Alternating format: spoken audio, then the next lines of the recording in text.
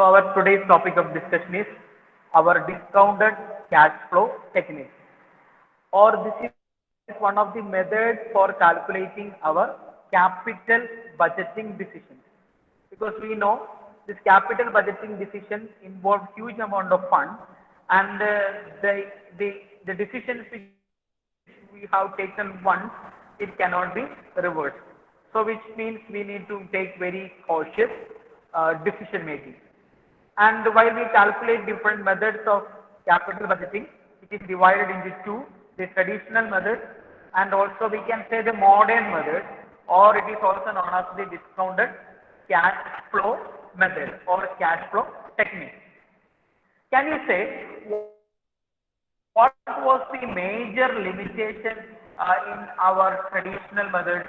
We have seen many limitations, and the limitations which we have repeated while we calculated our traditional method is that we were not taking into consideration the time value of money. That was the major one limitation of our traditional concept. Because we have considered that business is earning huge amount of cash inflows, and this cash flows can be there which help us to earn our initial investment. That was our consideration. But the money received in future will not have the same value that we calculate for today. Which means what? The money in future will be only valuing less than the money which we receive today. അപ്പോൾ നമ്മൾ future ഒരു 1,00,000 രൂപ കിട്ടുവാണെന്ന് പറഞ്ഞാൽ അതിനർത്ഥം അന്ന് അതിന് ആ 1,00,000 രൂപയുടെ വാല്യൂ ഉണ്ടാവില്ല. അപ്പൊ അങ്ങനെ ഒരു ടൈം വാല്യൂ കൺസിഡർ ചെയ്യാത്ത ഒരു മെത്തേഡാണ് എന്ത് നമ്മുടെ ട്രഡീഷണൽ മെത്തേഡ് എന്ന് പറയുന്നത്. അങ്ങനെ ഒരു ടൈം വാല്യൂ കോൺസെപ്റ്റും കൂടെ കൊണ്ടുവന്ന് നമ്മൾ ഒരു പ്രസന്റ് വാല്യൂ അല്ലെങ്കിൽ നമ്മുടെ ഇന്നത്തെ സിറ്റുവേഷൻ, ഒരു റിയലിസ്റ്റിക് സിറ്റുവേഷനിലേക്ക് നമ്മൾ കൊണ്ടുവരുന്ന ഒരു മെത്തേഡാണ് നമ്മൾ എവിടെ ഫോളോ ചെയ്യുന്നത്? ഡിസ്കൗണ്ടഡ് ക്യാഷ് ഫ്ലോ ടെക്നിക്കിൽ അല്ലെങ്കിൽ മെത്തേഡ്സിൽ നമ്മൾ ഫോളോ ചെയ്യുന്നത്. അപ്പൊ ട്രഡീഷണൽ മെത്തേഡ്സിലെ ലിമിറ്റേഷൻസ് എല്ലാം ഓവർകം ചെയ്യുന്ന മെത്തേഡുകളാണ് നമ്മൾ എവിടെ അഡോപ്റ്റ് ചെയ്യുന്നത്? നമ്മുടെ ഡിസ്കൗണ്ടഡ് ക്യാഷ് ഫ്ലോ മെത്തേഡിൽ നമ്മൾ അഡോപ്റ്റ് ചെയ്യുന്നത്. So we can see under traditional methods they have considered only the magnitude of cash flows. അപ്പൊ എത്ര കിട്ടുന്നുണ്ട് നമ്മളുടെ ഇനീഷ്യൽ ഇൻവെസ്റ്റ്മെന്റ് കവർ ചെയ്യാൻ മാത്രം എത്ര കിട്ടുന്നുണ്ട്, എത്ര രൂപ കിട്ടുന്നുണ്ട്. So we were concerned about the size or we were concerned about the magnitude, how much we have obtained within this particular time period. ആ ഒരു കാൽക്കുലേഷൻ മാത്രമാണ് നമ്മളുടെ രണ്ട് ട്രഡീഷണൽ മെത്തേഡ്സ് നമ്മൾ അഡോപ്റ്റ് ചെയ്യുന്നത്. Which were our traditional method, it is our pay back period method and also our ARR method. And what was completely ignored in our traditional method, it is the time value of our money. So in our previous question or question papers, they have asked us the concept of what do we mean by the time value of money. The time value of money concept says that due to certain inflationary situations in our economy, the value of a rupee received today will be worth more than a value of a rupee which is received tomorrow. ഒന്ന് മനസ്സിലായില്ല അല്ലേ? അതായത് നമ്മൾ 1 രൂപയുടെ കാര്യം ഇവിടെ പറയുന്നു. The value of a single rupee received today. ഇന്ന് നമുക്ക് കിട്ടുന്ന 1 രൂപ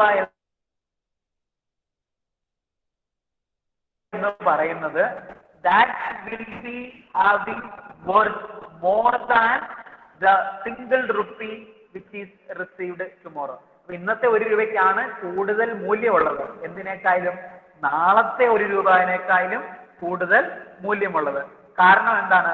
because of our market situation or because of our inflationary situation. അതാണ് ഞാൻ കഴിഞ്ഞ ദിവസം നമ്മൾ ഡിസ്കസ് ചെയ്തപ്പോൾ പറഞ്ഞത്. നമ്മൾ ഇന്ന് 100 രൂപയ്ക്ക് വാങ്ങിക്കുന്ന സാധനങ്ങൾ 1 മാസം കഴിഞ്ഞാൽ അത്രയും സാധനങ്ങൾ നമുക്ക് കിട്ടില്ല, 1 വർഷം കഴിഞ്ഞാൽ അത്രയും സാധനം നമുക്ക് കിട്ടില്ല. അപ്പൊ എന്ത് ചെയ്യാണ്? Value of money goes on decreasing. The cause of this decrease is because of the inflationary situations which are prevailing in our economy. അപ്പൊ ഇങ്ങനെ ഇൻഫ്ലേഷണറി സിറ്റുവേഷൻസും മാർക്കറ്റ് കണ്ടീഷനും കൊണ്ട് എന്ത് സംഭവിക്കുന്നുണ്ട്? നമ്മളുടെ value of money is depreciating or it is declining. So which we can say that the value which you receive today is having more worth than something which is received in the future. നമുക്ക് ഫ്യൂച്ചറിൽ എന്ത് കിട്ടും എന്ന് അറിയത്തില്ല.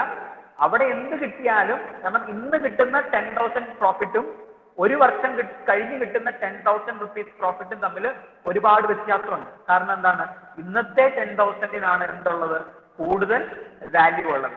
Okay, so unlike our traditional method, our discounted cash flow method considers both these elements.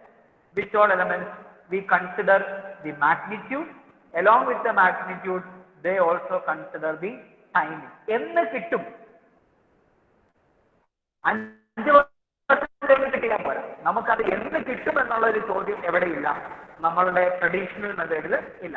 കാരണം ഈ timing effect അല്ലെങ്കിൽ timing concept നമ്മൾ എവിടെ അണ്ടർടേക്ക് ചെയ്യുന്നില്ല, നമ്മൾ നമ്മളുടെ ട്രഡീഷണൽ മെത്തേഡ്സിൽ അണ്ടർടേക്ക് ചെയ്യുന്നില്ല. പക്ഷെ ഈ മാഗ്നിറ്റ്യൂഡും ഈ ടൈമിങ്ങും കൂടെ കൺസിഡർ ചെയ്യുന്ന മെത്തേഡിനാണ് നമ്മൾ എന്തെന്ന് പറയുന്നത്, നമ്മളുടെ modern method, or it is known as the discounted cash flow method.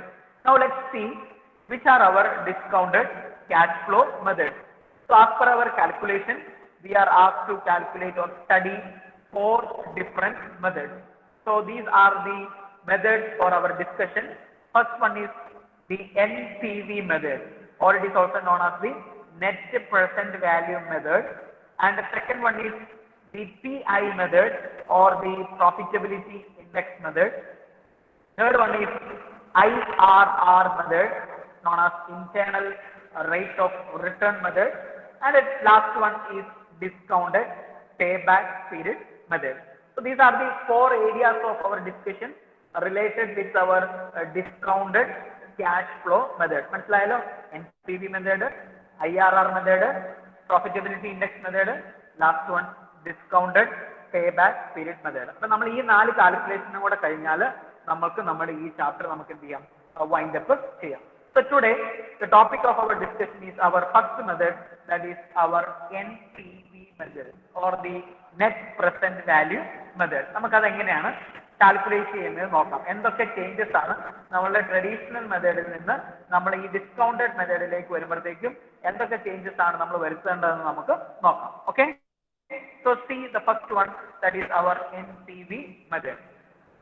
So here the net present value method means it is defined as the excess of, it is defined as the excess of present value of inflows over the present value of outflows. വളരെ simple concept ആണ് അല്ലെ, വളരെ simple concept ആണ്. അതായത് നമ്മൾ ഇവിടെ എന്താ ചെയ്യുന്നത്, നമ്മൾ ഒരു ബിസിനസിന്റെ ഇൻഫ്ലോസ് പഠിക്കുന്നു അല്ലെ, നമ്മളൊരു ബിസിനസിന്റെ ഇൻഫ്ലോ ആണ് പഠിക്കുന്നത്. ഇനി അതിന്റെ കൂടെ എന്തും പഠിക്കുന്നുണ്ട്, ആ ബിസിനസിന്റെ ഔട്ട് ഫ്ലോയും നമ്മൾ പഠിക്കുന്നുണ്ട്. അപ്പൊ നമ്മൾ ഇൻഫ്ലോയും ഔട്ട് ഫ്ലോയും തമ്മിൽ നമ്മൾ പഠിക്കുന്നു. എന്നിട്ട് നമ്മൾ എന്ത് ചെയ്യാണ്, ഇത് തമ്മിൽ മൈനസ് ചെയ്യാണ്. That is what meant by excess. അപ്പം ഇൻഫ്ലോയും ഔട്ട് ഫ്ലോയും കൺസിഡർ ചെയ്തിട്ട് അതിന്റെ ഡിഫറൻസ് പഠിക്കുന്ന മെത്തേഡിനാണ് നമ്മൾ എന്തെന്ന് പറയുന്നത്, നെറ്റ് പ്രസന്റ് വാല്യൂ മെത്തേഡ് എന്ന് പറയുന്നത്. അപ്പൊ ഇതൊരു സിമ്പിൾ കോൺസെപ്റ്റ് ആണെന്ന് നമ്മൾ പറയുമ്പോൾ തോന്നും, പക്ഷെ അത് അത്ര സിമ്പിൾ അല്ല. കാരണം എന്താണ്, വെറുതെ ഒരു ഇൻഫ്ലോ പഠിക്കുകയല്ല. Here this inflow is having some importance. What inflow is study here, the present value of inflow is taken into consideration. അപ്പൊ നമുക്ക് ഞാൻ പറയാം എന്താണ് ഈ present value. Similarly, we will be considering the present value of outflow also. അപ്പോൾ നമുക്ക് generally എന്ത് കൂടി നിൽക്കണം, ഇൻഫ്ലോ കൂടി നിൽക്കണം, ഔട്ട്ഫ്ലോ നമുക്ക് കുറഞ്ഞു നിൽക്കണം. എങ്കിൽ മാത്രമേ നമ്മുടെ ബിസിനസ്സിന് എന്തുണ്ടാവുള്ളൂ, ഒരു നെറ്റ് പ്രസന്റ് വാല്യൂ നമുക്ക് ഉണ്ടാവുള്ളൂ. ക്ലിയർ ആണല്ലോ. Now the net present value, okay, the present values R calculated on the basis of overall cost of capital. Important ആണ്. നമ്മുടെ പ്രസന്റ് വാല്യൂ എങ്ങനെയാണ് കാൽക്കുലേറ്റ് ചെയ്യുന്നതെന്നാണ് ഇനി പറയുന്നത്. The present value is calculated on the overall cost of capital at the discounted rate കേട്ടോ. അപ്പൊ നമുക്ക് ഇവിടെ നമ്മൾ ഉപയോഗിക്കുന്ന ഒരു ടേം ആണ് ഡിസ്കൗണ്ടഡ് റേറ്റ്. അപ്പൊ നമ്മൾക്ക് ഉള്ള ഒരു ഓവറോൾ കോസ്റ്റ് ഓഫ് ക്യാപിറ്റലിന്റെ ബേസിസിൽ അതിന്റെ ഒരു ഡിസ്കൗണ്ടഡ് റേറ്റ് കാൽക്കുലേറ്റ് ചെയ്തിട്ടാണ് നമ്മൾ എന്ത് ഇവിടെ കണ്ടുപിടിക്കുന്നത്, ഈ പ്രസന്റ് വാല്യൂ നമ്മൾ കണ്ടുപിടിക്കുന്നത്. അപ്പൊ നമുക്കറിയാം നമ്മളുടെ സാധാരണ ട്രഡീഷണൽ മെത്തേഡിലും ഈ പറയുന്ന ഇൻഫ്ലോ ഉണ്ടല്ലേ, നമ്മൾ പഠിക്കുന്നത് ക്യാഷ് ഇൻഫ്ലോ തന്നെയാണ്. അവിടെ നമുക്ക് നമ്മളുടെ ഔട്ട്ഫ്ലോയും അറിയാം. ഔട്ട്ഫ്ലോ എന്താണ്? നമ്മൾ ഒരു പ്രൊജക്ട് അത് തുടങ്ങുമ്പം ആദ്യമായിട്ട് ആ പ്രൊജക്റ്റിലേക്ക് ഇടുന്ന ഒരു പൈസ ഉണ്ട്, അത് നമുക്ക് കിട്ടുമോ? ഇല്ല, അത് നമ്മുടെ കയ്യിൽ പോയി. അതിന് പറയുന്ന പേരാണ് എന്ത്? ഔട്ട്ഫ്ലോ. പക്ഷെ നമുക്ക് പല ഇൻഫ്ലോസ് നമുക്ക് കഴിഞ്ഞ പ്രാവശ്യം നമ്മുടെ ക്വസ്റ്റ്യനിൽ ഇൻഫ്ലോ വാല്യൂസ് നമുക്ക് തന്നിരുന്നു അല്ലെ. അപ്പം ഈ ഔട്ട്ഫ്ലോയും ഈ ഇൻഫ്ലോയും ട്രഡീഷണൽ മെത്തേഡിലും ഉണ്ട്. പക്ഷെ ഇത് രണ്ടിലും ഇല്ലാത്ത കാര്യം എന്താണ്? We are not considering the present value. അപ്പം ആ പ്രസന്റ് വാല്യൂയും കൂടെ കൺസിഡർ ചെയ്യുന്ന മെത്തേഡാണ് എന്തെന്ന് പറയുന്നത്? The net present value method എന്ന് നമ്മൾ പറയുന്നത്. അപ്പൊ ക്ലിയർ ആണല്ലോ? അത് നിങ്ങൾക്ക് മനസ്സിലായല്ലോ? So the outflows and inflows are considered and we are taking the excess of this outflow with the inflow, but all the calculations are going ahead with our present value. And how the present value is calculated? On the basis of overall cost of capital and at its discounted rate. Okay, at its discounted rate. As we are considering the present value of outflow and the present value of inflow, we can say that this method takes into consideration the time value of money. അപ്പോൾ നമ്മൾ ഇതിനെല്ലാം നമ്മുടെ present value ഇപ്പോൾ എന്ത് കിട്ടും അതാണ് നമ്മളിവിടെ പറയുന്നത്. ഇന്ന് എന്ത് കിട്ടും ആ ഒരു കോൺസെപ്റ്റിലേക്ക് നമ്മളുടെ മുഴുവൻ വാല്യൂവിനെ നമ്മൾ കൊണ്ടുവരുന്നത് കൊണ്ട് നമുക്ക് എന്ത് പറയാൻ പറ്റും?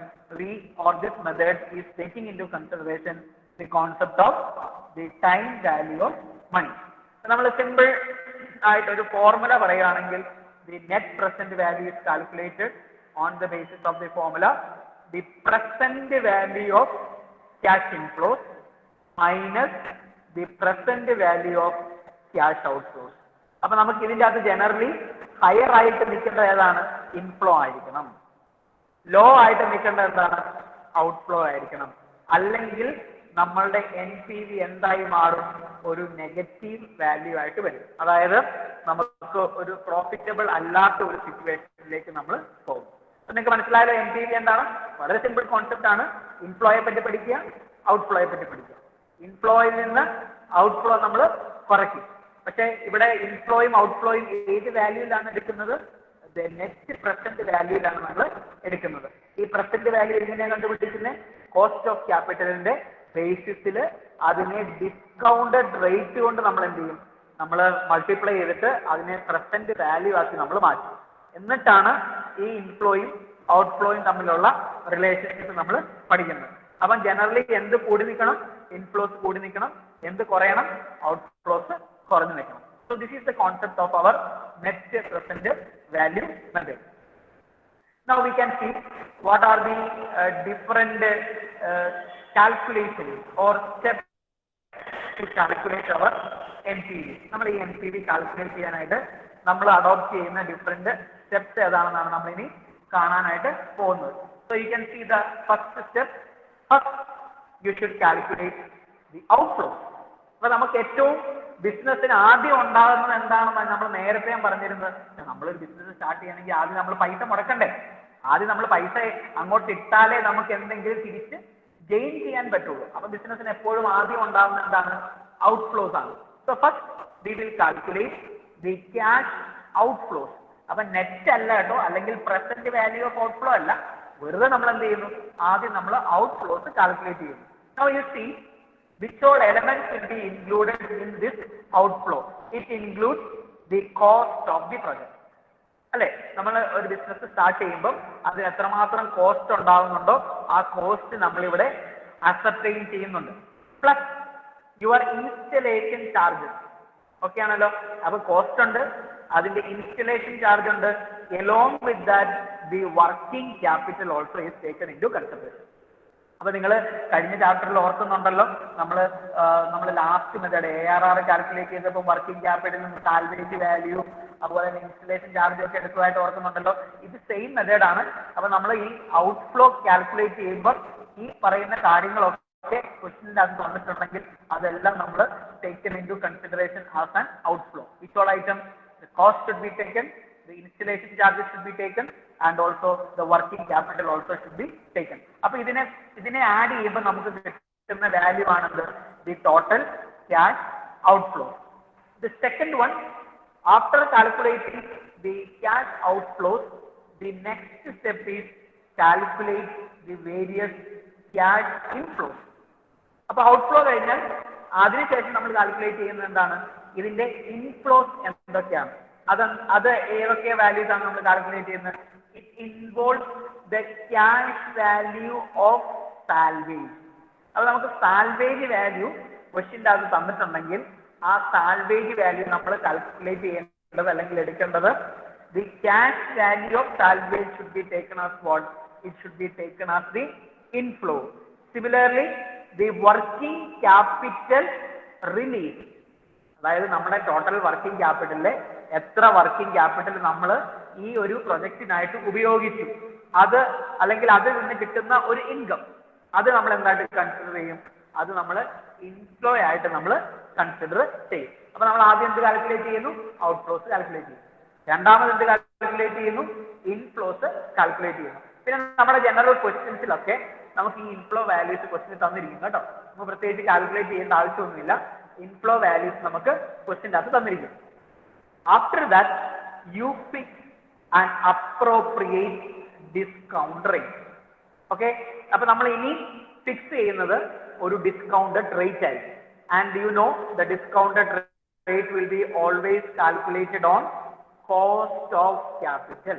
അല്ലെ, കോസ്റ്റ് ഓഫ് ക്യാപിറ്റലിനെ ബേസ് ചെയ്തിട്ടാണ് നമുക്ക് ഈ ഡിസ്കൗണ്ടഡ് റേറ്റ് നമ്മൾ കാൽക്കുലേറ്റ് ചെയ്യുന്നത്. പേടിക്കണ്ട, ഒരു കാരണവശാലും നിങ്ങൾ പേടിക്കണ്ട. ഈ ഡിസ്കൗണ്ടഡ് റേറ്റ് നമ്മുടെ ക്വസ്റ്റ്യൻ്റെ അകത്ത് തന്നിട്ടുണ്ടാവും. ഓക്കെ, പക്ഷെ നമ്മൾ സ്റ്റെപ്പ് പറയുമ്പോൾ നമ്മൾ ഫിക്സ് ചെയ്യണം ഏതാണ് നമ്മളുടെ ഡിസ്കൗണ്ടഡ് റേറ്റ് എന്ന്. പക്ഷെ നമ്മളോട് എക്സാമിന് ചോദിക്കുമ്പോൾ ഈ ഡിസ്കൗണ്ടഡ് റേറ്റ് നമുക്ക് എന്ത് ചെയ്തിരിക്കും? നമ്മുടെ ക്വസ്റ്റ്യൻ്റെ അകത്ത് നമ്മൾ തന്നിരിക്കും. അപ്പൊ ഈ ഡിസ്കൗണ്ടഡ് റേറ്റ് നമ്മൾ കാൽക്കുലേറ്റ് ചെയ്ത് കഴിഞ്ഞാൽ അല്ലെങ്കിൽ കണ്ടുപിടിച്ചു കഴിഞ്ഞാൽ പിന്നെ എന്ത് ചെയ്യണം? നമ്മൾ ആദ്യം കണ്ടുപിടിച്ച ഔട്ട്ഫ്ലോനെ, നമ്മൾ കണ്ടുപിടിച്ച ഇൻഫ്ലോനെ ഈ ഡിസ്കൗണ്ട് റേറ്റ് വെച്ചിട്ട് നമ്മൾ പ്രസന്റ് വാല്യൂയിലേക്ക് മാറ്റണം. So the fourth step is calculating the present value of cash inflow. ഇപ്പൊ നമുക്ക് കിട്ടിയിരിക്കുന്ന ബിസിനസ്സിന് അന്ന് ജനറേറ്റ് ചെയ്തിരിക്കുന്ന ഇൻഫ്ലോസിനെ എല്ലാം ഇപ്പോഴത്തെ കറണ്ട് പ്രസന്റ് വാല്യൂയിലേക്ക് നമ്മൾ മാറ്റുവാണ്. എങ്ങനെയാണ് മാറ്റുന്നത്? നമ്മൾക്കറിയാവുന്ന ടോട്ടൽ ക്യാഷ് ഇൻഫ്ലോനെ ഡിസ്കൗണ്ടഡ് റേറ്റ് വെച്ചിട്ട് നമ്മൾ എന്ത് ചെയ്യുന്നു? മൾട്ടിപ്ലൈ ചെയ്യുന്നു. Okay, cash flow into discount value factor. Okay, then you will get what? The present value of cash inflows. After that you will be calculating the present value of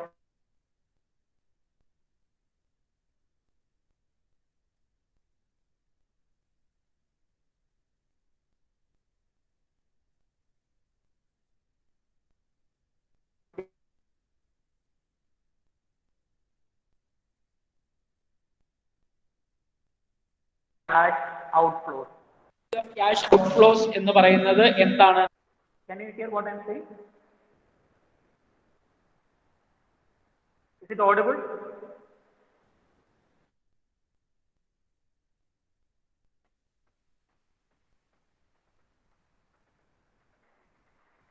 Deepthi, is it audible?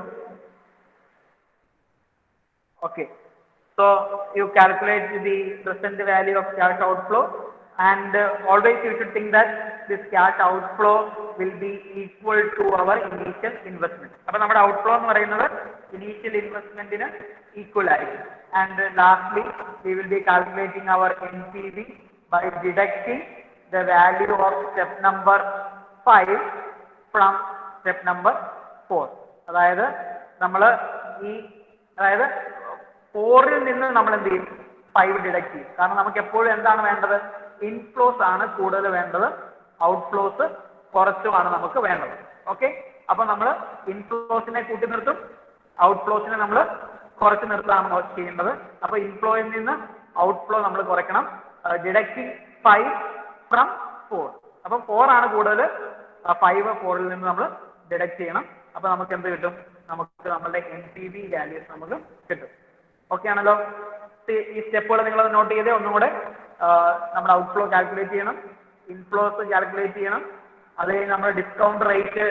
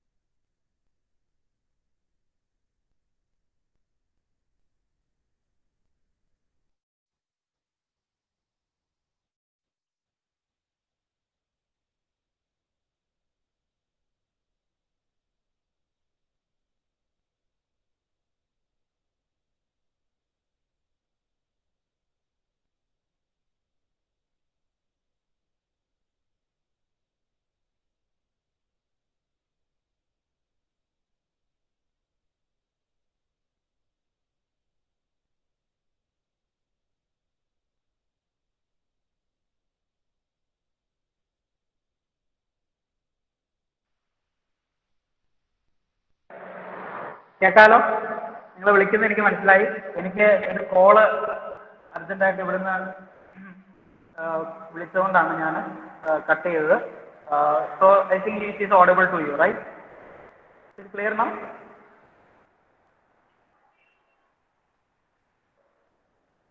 Okay.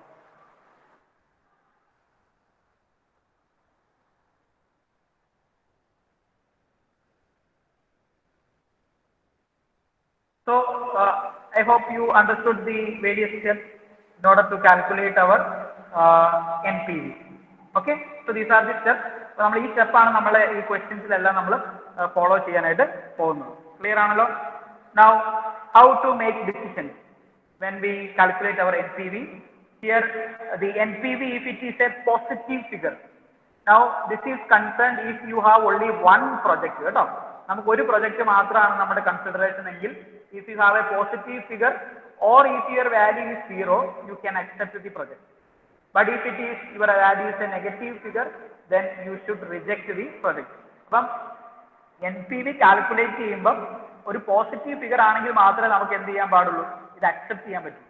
Negative figure ആണെങ്കിലോ അത് നമ്മൾ accept ചെയ്യാനായിട്ട് പറ്റില്ല. But if you are going to compare two different projects or two different machines, then the project or the machine which is having the highest NPV will be ranked first. അതായത് നമ്മൾ നേരത്തെ പറഞ്ഞതുപോലെ തന്നെയാണ്, മറ്റ് പല മെത്തേഡുകളിലും പറഞ്ഞ പോലെ തന്നെ ഒന്നിൽ കൂടുതൽ പ്രൊജക്റ്റുകളെ നമ്മൾ കമ്പയർ ചെയ്യുമ്പോൾ അതിന്റെ ഡിസിഷൻ മേക്കിംഗ് എടുക്കുന്നത് എങ്ങനെയാണ്? അതിൻ്റെ അകത്ത് ഏറ്റവും കൂടുതൽ ഹയസ്റ്റ് NPV ആർക്കാണോ കിട്ടുന്നത്, അല്ലെങ്കിൽ ഒബ്റ്റെയിൻ ചെയ്യാൻ പറ്റുന്ന ആർക്കാണോ, അവരുടെ പ്രൊജക്ട് നമ്മൾ എന്ത് ചെയ്യും, നമ്മൾ സെലക്ട് ചെയ്യും. Okay, very easy way of making decision. If NPV is positive, you can accept the project, but if the NPV is negative, you should reject that particular project. So we are going to the first question. ഇനി ഇത് എങ്ങനെയാണ് question ചെയ്യുന്നത് നമുക്ക് കാണാം. Okay, ഒരു question ഒക്കെ ചെയ്യാൻ സമയം കാണുള്ളൂ, അത് നമുക്ക് നോക്കാം. മാക്സിമം നമുക്ക് സ്പീഡിൽ പോകാം. There are two projects, project A and project B. They require an initial investment.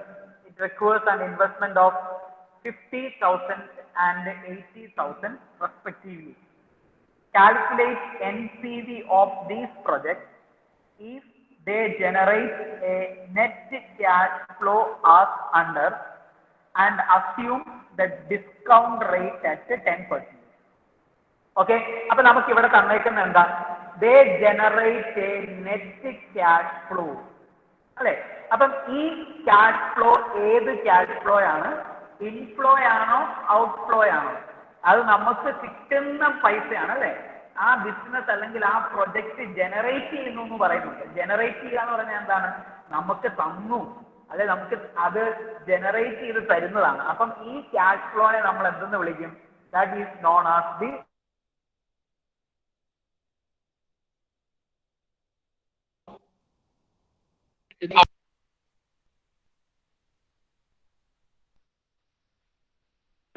ഇപ്പൊ നമ്മൾ ഇൻവെസ്റ്റ്മെന്റ് നടത്തുമ്പം എ പ്രൊജക്ടിന് എത്ര രൂപ വേണം? 50,000 രൂപ വേണം അല്ലെ.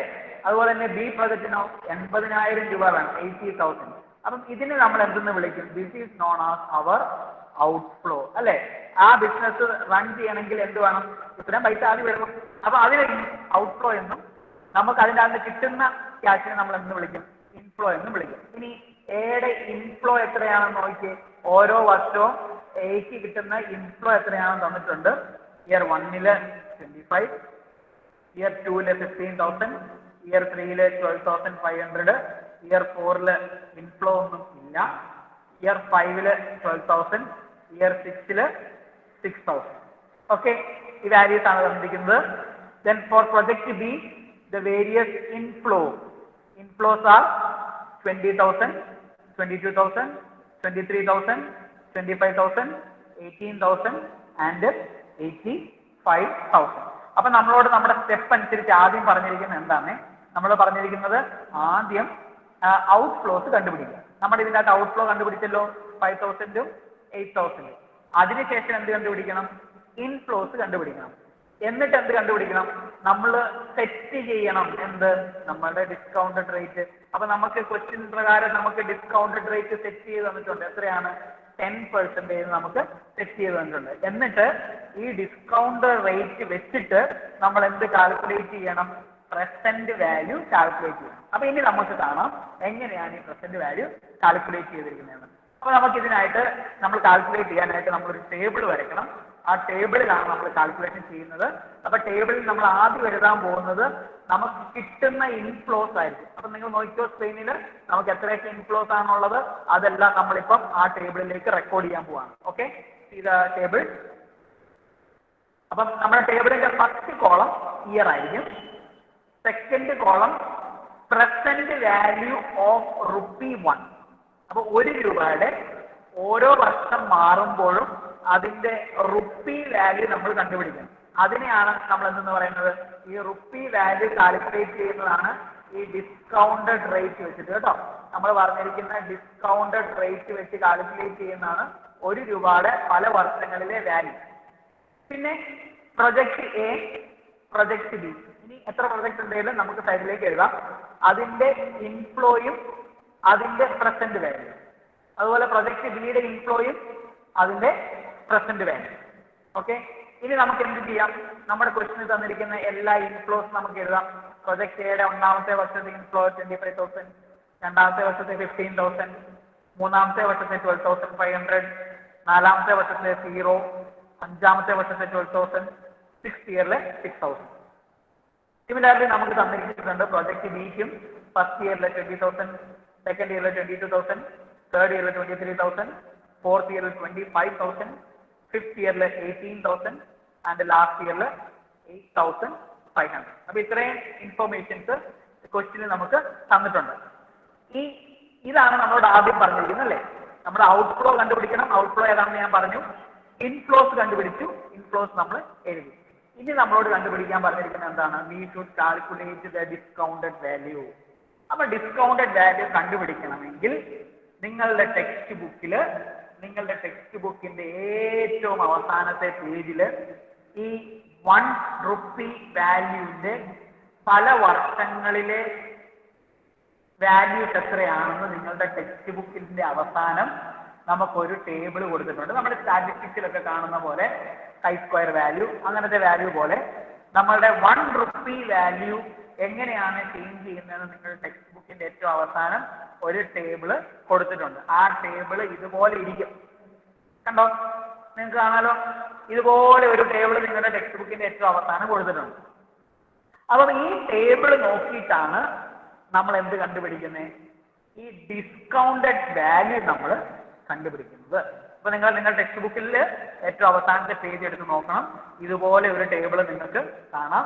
ഇത് 1 രൂപയുടെ പല പെർസെൻറ്റേജിൽ പല വർഷങ്ങളിലെ വാല്യൂ ആയിരിക്കും തന്നിട്ടുണ്ടാവും. ഓക്കെ ആണല്ലോ? നിങ്ങൾക്ക് മനസ്സിലായല്ലോ? നിങ്ങളുടെ ടെക്സ്റ്റ് ബുക്കിന്റെ ഏറ്റവും അവസാനത്തെ പേജിൽ നോക്കണം. ഇനി ഇതിന്റെ വാല്യൂ എങ്ങനെയാണ് നമ്മൾ കണ്ടുപിടിക്കുന്നത്? ഇപ്പൊ നമ്മളോട് ഡിസ്കൗണ്ടഡ് റേറ്റ് എടുക്കാൻ പറഞ്ഞിരിക്കുന്നത് എത്ര പെർസെൻറ്റേജാ? നോക്കിക്കേ, എത്ര പെർസെൻറ്റേജ് എന്നാ പറഞ്ഞേക്കുന്നത്? 10% എന്നാ പറഞ്ഞിരിക്കുന്നത്. അപ്പൊ നോക്കിയേ, ഇതിന്റെ മേളിൽ കൊടുത്തിരിക്കുന്നതാണ് പെർസെൻറ്റേജ്. കണ്ടോ? 1%, 2%, 3% എന്നൊക്കെ പറഞ്ഞു കൊടുത്തിട്ടുണ്ട്. അപ്പൊ എന്ത് ചെയ്യണം? ഇതിന്റെ അകത്ത് 10% എവിടെയാണോ ആ പെർസെൻറ്റേജിലേക്ക് വരും. ഓക്കെ.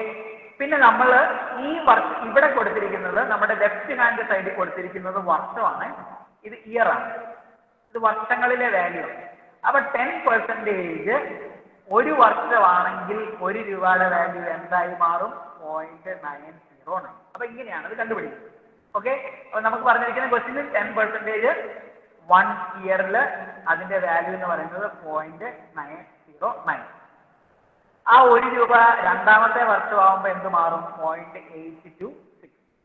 മൂന്നാമത്തെ വർഷമാകുമ്പോഴോ 0.751. നാലാമത്തെ വർഷമാകുമ്പോഴോ 0.683. അഞ്ചാമത്തെ വർഷമാകുമ്പോഴോ 0.621. ആറാമത്തെ വർഷമാകുമ്പോഴോ 0.564. ഇങ്ങനെ ഓരോ വർഷം കഴിയുന്നിടത്തോളം, നമ്മുടെ ഈ ക്വസ്റ്റ്യൻ 6 വർഷമേ ഉള്ളൂ. അതുകൊണ്ടാണ് ഞാൻ 6 വർഷം പറഞ്ഞു നിർത്തിയത് കേട്ടോ. 6 വർഷത്തെ വാല്യൂ ആണ് പറഞ്ഞിരിക്കുന്നത്. അപ്പം ഒന്നാമത്തെ വർഷം 1 രൂപയ്ക്ക് എത്ര രൂപയുടെ മൂല്യം ഉണ്ടാവുള്ളൂ? 90 പൈസയുടെ മൂല്യം ഉണ്ടാവുള്ളൂ. രണ്ടാമത്തെ വർഷം ആകുമ്പോഴത്തേക്കോ 82 പൈസയുടെ മൂല്യം ഉണ്ടാവുള്ളൂ. മൂന്നാമത്തെ വർഷത്തിലേക്ക് എത്തുമ്പോഴത്തേക്കോ 75 പൈസയുടെ മൂല്യം ഉണ്ടാവും. അങ്ങനെ അത് ഡിക്രീസ് ചെയ്യും. അതുകൊണ്ടാണ് നമ്മൾ പറയുന്നത് time value of money, it goes on decreasing. അപ്പൊ നമുക്ക് ഓരോ ക്വസ്റ്റ്യൻ, ഇപ്പൊ 15% ആണെങ്കിൽ നമ്മുടെ ക്വസ്റ്റ്യനിൽ ഡിസ്കൗണ്ടഡ് റേറ്റ് വന്ന് ഇവിടെ നോക്കണം. ഇവിടെ ഒന്നാമത്തെ വർഷത്തെ വാല്യൂ എത്രയാണ്? 0.87. അപ്പൊ നോക്കിയാൽ ഈ വാല്യൂസ് ആണ് നമ്മൾ എങ്ങോട്ട് സബ്സ്റ്റിറ്റ്യൂട്ട് ചെയ്യാൻ പോകുന്നത്? നമ്മുടെ ടേബിളിലേക്ക് നമ്മൾ സബ്സ്റ്റിറ്റ്യൂട്ട് ചെയ്യാൻ പോകുന്നത്. ഇപ്പൊ 0.909 ഓർത്തോണേ, 0.826, 0.751, ഇതെല്ലാം നമ്മൾ ആ ടേബിളിലേക്ക് ഇനി സബ്സ്റ്റിറ്റ്യൂട്ട് ചെയ്യും. അപ്പം 1 രൂപയുടെ ഒന്നാമത്തെ വർഷത്തെ വാല്യൂ എത്രയാണെന്ന് നമ്മൾ കണ്ടുപിടിച്ച് 10% റേറ്റിൽ കേട്ടോ. ആ 10%ആണ് നമ്മുടെ ക്വസ്റ്റ്യന് തന്നിരിക്കുന്നത്. ഈ 10% റേറ്റിൽ 1 രൂപയ്ക്ക് ഒന്നാമത്തെ വർഷം 0.909. അപ്പൊ ഇത് എവിടെ നിന്ന് കിട്ടി എന്ന് ചോദിച്ചാൽ ടേബിളിൽ നിന്ന് കിട്ടി. ഇതെങ്ങനെയാണ് കാൽക്കുലേറ്റ് ചെയ്യുന്നതെന്ന് ചോദിച്ചാൽ അത് ഞാൻ പിന്നീട് പറയാം. ഓക്കെ. അപ്പൊ നമുക്ക് തൽക്കാലം ടേബിൾ വാല്യൂ മതി. 0.909, രണ്ടാമത്തെ വർഷം 0.826, മൂന്നാമത്തെ വർഷം 0.751, നാലാമത്തെ വർഷം 0.683, അഞ്ചാമത്തെ വർഷം 0.621, പിന്നെ ആറാമത്തെ വർഷം 0.564. അപ്പൊ നമുക്ക് എന്ത് കിട്ടി? നമ്മുടെ ഡിസ്കൗണ്ടഡ് റേറ്റും അതിന്റെ കൺസേൺഡ് ആയിട്ടുള്ള 1 റുപ്പി വാല്യൂ നമുക്ക് കിട്ടി. അപ്പൊ 1 രൂപ 1 വർഷം കഴിയുമ്പോൾ 90 പൈസയുടെ മൂല്യം ഉണ്ടാവും.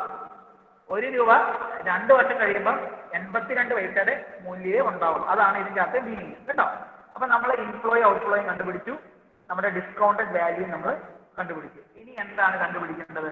ഇനിയാണ് നമ്മൾ നമ്മുടെ പ്രസന്റ് വാല്യൂ കോളംസ് നമ്മൾ ഫില്ല് ചെയ്യാൻ പോകുന്നത് കേട്ടോ. ഈ പ്രസന്റ് വാല്യൂ കോളം എങ്ങനെയാണ് കണ്ടുപിടിക്കുന്നത്? നമ്മുടെ ഈ ക്യാഷ് ഇൻഫ്ലോനെ നമ്മുടെ ഈ പ്രസന്റ് വാല്യൂ, അതായത് ഡിസ്കൗണ്ടഡ് വാല്യൂ വെച്ച് മൾട്ടിപ്ലൈ ചെയ്താൽ മതി. സിമ്പിൾ. നമ്മൾ നേരെ മൾട്ടിപ്ലൈ. അപ്പൊ നിങ്ങൾ ഇച്ചിരി കാൽക്കുലേഷൻസ് ഉണ്ട്, കാൽക്കുലേറ്റർ എടുത്ത് കാൽക്കുലേറ്റ് ചെയ്ത് നോക്കുക. നമ്മൾ ഇനി അത് കാൽക്കുലേറ്റ് ചെയ്യാൻ പോവാണ്. നോക്കൂ, 25,000 ആദ്യം 0.909 കൊണ്ട് മൾട്ടിപ്ലൈ ചെയ്യും. അപ്പൊ നമുക്ക് കിട്ടുന്നതാണ് 22,725. അതുപോലെ തന്നെ 15,000 0.826 കൊണ്ട് മൾട്ടിപ്ലൈ ചെയ്യുക. ഇതെല്ലാം മൾട്ടിപ്ലിക്കേഷൻ ആണ്, മൾട്ടിപ്ലൈ ചെയ്യുക. അപ്പൊ നമുക്ക് കിട്ടുന്ന ആൻസർ ആയിരിക്കും 12,390. സിമിലർലി 12,500 0.751 കൊണ്ട് മൾട്ടിപ്ലൈ ചെയ്യുക. So you will get the answer of 9,388. Similarly, for the fourth year എന്തില്ല? വാല്യൂ ഇല്ല. അപ്പം any value 0 value into any number will give you the value 0. അപ്പൊ നമുക്ക് അവിടെ വാല്യൂ ഇല്ല, നില്ലാണ്. ഫിഫ്ത്ത് ഇയറിൽ 12,000 ആണ് നമ്മുടെ വാല്യൂ. നമ്മളുടെ ഡിസ്കൗണ്ടഡ് റേറ്റ് എത്രയാണ്? 0.621. അതുകൊണ്ട് മൾട്ടിപ്ലൈ ചെയ്യുമ്പോൾ നമുക്ക് കിട്ടും 7,452. And last year 6,000 rupees ആണ് നമ്മുടെ വാല്യൂ. അതിനെ നമ്മൾ 0.564 കൊണ്ട് മൾട്ടിപ്ലൈ ചെയ്യുമ്പോൾ നമുക്ക് കിട്ടും 3,384. അപ്പം ഇതിനൊക്കെ നമ്മൾ വിളിക്കുന്ന പേരാണ് എന്ത്? Present value. ഇന്ന് ഈ വാല്യൂവിന് ഇത്രയും മൂല്യമേ ഉള്ളൂ കേട്ടോ. അപ്പൊ നമ്മളത് ഫ്യൂച്ചറിസ്റ്റിക് ആയിട്ട് നമ്മൾ പ്രസന്റ് വാല്യൂവിനെ ഇതിലേക്ക് മാറ്റുന്നതാണ്. അപ്പൊ നമ്മൾ അതിനെ ഈ പ്രസന്റ് 1 റുപ്പിയുടെ വാല്യൂ കൊണ്ട് എന്ത് ചെയ്താൽ മതി? വെറുതെ മൾട്ടിപ്ലൈ ചെയ്താൽ നമുക്ക് എന്ത് കിട്ടും? പ്രസന്റ് വാല്യൂസ് കിട്ടും. അപ്പൊ പ്രൊജക്ട് എയുടെ എല്ലാ പ്രസന്റ് വാല്യൂസും നമുക്ക് ഐഡന്റിഫൈ ചെയ്യാൻ പറ്റി. ഇതുപോലെ തന്നെയാണ് എന്ത് കണ്ടുപിടിക്കേണ്ടത്? Project B. പ്രൊജക്ട് ബിയുടെ വാല്യൂ എന്താണ്? 20,000. 20,000 എന്തുമായിട്ട് മൾട്ടിപ്ലൈ ചെയ്യണം? 0.909 ആയിട്ട്. അതുപോലെ തന്നെ 22,000 എന്തുമായിട്ട് മൾട്ടിപ്ലൈ ചെയ്യണം? 0.826 ആയിട്ട്. അപ്പൊ നമുക്ക് നോക്കാം അതിന്റെ വാല്യൂസ് എത്രയാണെന്ന് നോക്കിക്കോളൂ. ഈ 20,000-നെ 0.909 കൊണ്ട് മൾട്ടിപ്ലൈ ചെയ്യാം. അപ്പൊ നമുക്ക് കിട്ടും 18,180. സിമിലർലി 22,000-നെ 0.826 കൊണ്ട് മൾട്ടിപ്ലൈ ചെയ്യാം. അപ്പൊ നമുക്ക് കിട്ടും 18,172. തേർഡ് വൺ 23,000-നെ 0.751 കൊണ്ട് മൾട്ടിപ്ലൈ ചെയ്യാം.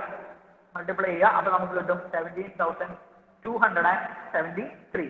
സിമിലർലി ഇവിടെ ഫോർത്ത് ഇയറിൽ വാല്യൂ ഉണ്ട്. നമ്മൾ 25,000-നെ 0.683 കൊണ്ട് മൾട്ടിപ്ലൈ ചെയ്യുന്നു. അപ്പൊ നമുക്ക് കിട്ടുന്നു 17,075. And in the fifth year 18,000-നെ നമ്മൾ 0.621 കൊണ്ട് മൾട്ടിപ്ലൈ ചെയ്യുന്നു. അപ്പൊ നമുക്ക് കിട്ടും 11,178. അതുപോലെ തന്നെ ലാസ്റ്റ് ഇയറിലേത് 8,500-നെ 0.564 കൊണ്ട് നമ്മൾ മൾട്ടിപ്ലൈ ചെയ്യും. അപ്പൊ നമുക്ക് കിട്ടുന്ന വാല്യൂ ആണ് 4,794 കേട്ടോ. അപ്പൊ നിങ്ങൾക്ക് മനസ്സിലായല്ലോ ഈ വാല്യൂസ് എങ്ങനെയാണ് നമ്മൾ കണ്ടുപിടിക്കുന്നത്? അത് വെറുതെ ഡിസ്കൗണ്ടഡ് ഫാക്ടർ കൊണ്ട് നമ്മൾ മൾട്ടിപ്ലൈ ചെയ്താൽ മതി. ഈ ഡിസ്കൗണ്ടഡ് ഫാക്ടർ എവിടെ നിന്നാണ് കിട്ടുന്നത്? അത് നമ്മുടെ ടേബിളിൽ നിന്നാണ് നമുക്ക് കിട്ടുന്നത്. ആ ടേബിളിൽ എത്ര പെർസെന്റേജ് ആണോ ഡിസ്കൗണ്ട് ഫാക്ടർ ഉള്ളത് അത് വെച്ച് നമുക്ക് ഡയറക്റ്റ്ലി കണ്ടുപിടിക്കാനായിട്ട് പറ്റും. ഇപ്പൊ നമുക്ക് എന്ത് കിട്ടി? ഈ പ്രസന്റ് വാല്യൂസ് രണ്ട് പ്രൊജക്റ്റിന്റെയും കിട്ടി. ഇനി നമുക്ക് ആക്ച്വലി വേണ്ടത് എന്താണ്? ഈ പ്രസന്റ് വാല്യൂ ഓഫ് ഇൻഫ്ലോസ് ആണ്. അതുകൊണ്ട് എന്ത് ചെയ്യാം? അതിനെ ടോട്ടൽ ചെയ്താൽ മതി. Okay, so the next step is we are totaling the present value. അപ്പൊ നമ്മൾ എന്ത് ചെയ്യാണ്? ഈ വാല്യൂന്റെ ടോട്ടൽ എടുക്കണം. ഓക്കെ, നമ്മൾ എടുക്കുകയാണ് 22,725 പ്ലസ് 12,930 പ്ലസ് 9,388 പ്ലസ് 7,452 പ്ലസ് 3,384. അപ്പൊ നമുക്ക് കിട്ടുന്ന വാല്യൂ ആണ് 55,339. Similarly for B also you need to calculate. ഇതിന്റെ ടോട്ടൽ എടുക്കുക. അപ്പൊ നമുക്ക് കിട്ടുന്നതാണ് 86,672. അപ്പൊ നമുക്ക് എന്ത് കിട്ടി? The total of present value of inflows നമുക്ക് കിട്ടി. നമ്മൾ ഇൻഫ്ലോ മൈനസ് ഔട്ട്ഫ്ലോ ചെയ്യുമ്പോഴല്ലേ NPV കിട്ടുന്നത്. അപ്പൊ നമ്മൾ പ്രസന്റ് വാല്യൂ ഓഫ് ഇൻഫ്ലോ ഇപ്പൊ കണ്ടുപിടിച്ചു രണ്ടിന്റെയും അല്ലെ. പ്രസന്റ് വാല്യൂ ഓഫ് ഇൻഫ്ലോസ് നമ്മൾ കണ്ടുപിടിച്ചു. ഇനി നമ്മൾ എന്താ ചെയ്യേണ്ടത്? ഇതിനെ ഇൻഫ്ലോയിൽ നിന്ന് നമ്മൾ ഔട്ട്ഫ്ലോ കുറയ്ക്കണം അല്ലെ. ലെറ്റ് അവർ ഔട്ട്ഫ്ലോസ് കേട്ടോ. നമ്മളുടെ ഔട്ട്ഫ്ലോസ് ആണ് നമ്മൾ ഇനി കുറയ്ക്കേണ്ടത്. ഇൻഫ്ലോയിൽ നിന്ന് ഇതിനെ നമ്മൾ വിളിക്കുന്ന പേരാണ് ഇൻഫ്ലോ. ആ ഇൻഫ്ലോയിൽ നിന്ന് നമ്മൾ ഔട്ട്ഫ്ലോ കുറയ്ക്കുന്നു. ഈ ഔട്ട്ഫ്ലോ എന്ന് പറഞ്ഞാൽ എന്താണെന്നാണ് ഞാൻ പറഞ്ഞിരുന്നത്? Initial investment, the cost of the initial investment. ഇപ്പൊ ഫസ്റ്റ് പ്രൊജക്ടിന്റെ ഇനീഷ്യൽ ഇൻവെസ്റ്റ്മെന്റ് എത്രയാണ്? 50,000. സെക്കൻഡ് പ്രൊജക്ടിന്റെ ഇനീഷ്യൽ ഇൻവെസ്റ്റ്മെന്റോ 80,000. അപ്പം ഈ വാല്യൂവിൽ നിന്ന് ഈ വാല്യൂ കുറയ്ക്കുക. അതുപോലെ തന്നെ പ്രൊജക്ട് 2ന്റെ അല്ലെങ്കിൽ ബിയുടെ ഇൻഫ്ലോയിൽ നിന്ന് ഔട്ട്ഫ്ലോ കുറയ്ക്കുക. അപ്പൊ നമുക്ക് എന്ത് കിട്ടും? We will get the value of net present value, NPV നമുക്ക് കിട്ടും. അപ്പൊ ഫസ്റ്റ് പ്രൊജക്ടിന്റെ NPV എത്രയാണ്? +5339 and for B it is +6672. അപ്പൊ നമ്മളിവിടെ എങ്ങനെയാണ് ഡിസിഷൻ മേക്കിംഗ് എടുക്കുന്നത്? രണ്ട് പ്രൊജക്ടുകൾ ഉള്ളപ്പോൾ ഏറ്റവും ഹയസ്റ്റ് NPV തരുന്ന പ്രൊജക്ടുകൾ നമ്മൾ എന്ത് ചെയ്യും? സെലക്ട് ചെയ്യും. അപ്പം ഇവിടെ ഏത് പ്രൊജക്ട് ആയിരിക്കും സെലക്ട് ചെയ്യുന്നത്? We will be selecting project B because when there are mutually exclusive projects, the project which is yielding highest NPV will be selected. അപ്പം ഇതാണ് എന്തെന്ന് പറയുന്നത്? നമ്മുടെ NPV കാൽക്കുലേഷൻ എന്ന് പറയുന്നത്. നിങ്ങൾക്ക് എന്തെങ്കിലും ഡൗട്ട് ഉണ്ടെങ്കിൽ നിങ്ങൾക്ക് ഇപ്പം ചോദിക്കാവുന്നതാണ്. നമ്മൾ ആദ്യത്തെ ഒരു പ്രോബ്ലം ചെയ്ത് കഴിഞ്ഞു. ഇതുപോലെയാണ് നമ്മൾ സിമിലർ അതർ പ്രോബ്ലംസും ചെയ്യുന്നത്. തൽക്കാലം നമ്മൾ ഇന്നത്തേക്ക് ഇപ്പം നിർത്തുവാണ്. നിങ്ങൾ നാളെ ഇത് നോക്കിയിട്ട് വരണം. അപ്പം നെക്സ്റ്റ് ഡേയിൽ നോക്കിയിട്ട് വരണം. അപ്പം അങ്ങനെയെങ്കിൽ നമുക്ക് ഇനി ബാക്കി കണ്ടിന്യൂ ചെയ്യാനായിട്ട് പറ്റുള്ളൂ. അപ്പം ഇത് ഓക്കെ ആണോ? നിങ്ങൾക്ക് മനസ്സിലായോ?